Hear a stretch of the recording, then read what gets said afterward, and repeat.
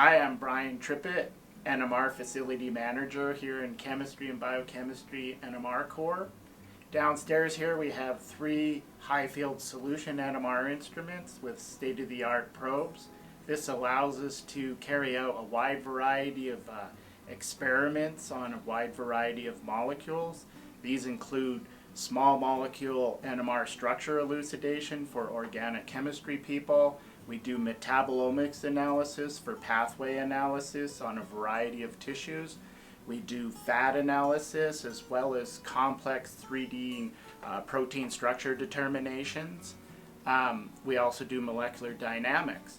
In no time, when students come down here to the core, we give them an introductory training which allows them to get on the NMR instruments right away to take their own analyses and do their own experiments. In addition to that, we do have drop-off services for on-campus and off-campus people that can come by. If they need NMR services, we can just take their samples and either do the preparations for them, put them in the NMR tubes, get them their data, and get their data back to them as fast as possible.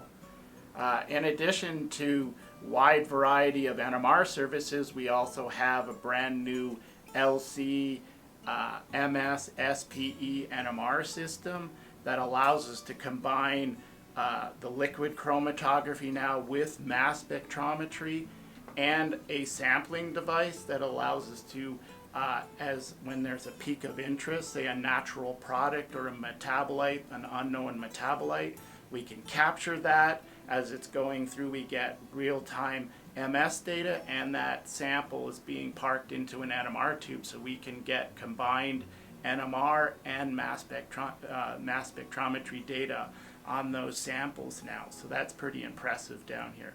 We also have an 1100 Agilent HPLC system that is a general use system that people from campus can come in and use to purify a variety of samples that they want to have NMR analysis done, or may just enhance their own research because they need that instrument.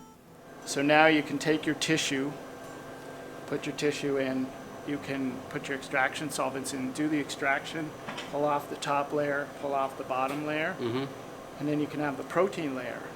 And so you could drain the protein layer down, we dry that up, put HCl in it, cap these up, go to the heating block, and then you can get, they'll hydrolyze, right? So you get amino acid analysis, because you can dry that down, and they'll have a speedback over here, basically, and then you can resuspend it, put it in an NMR tube, and you can see the distribution of all your amino acids too.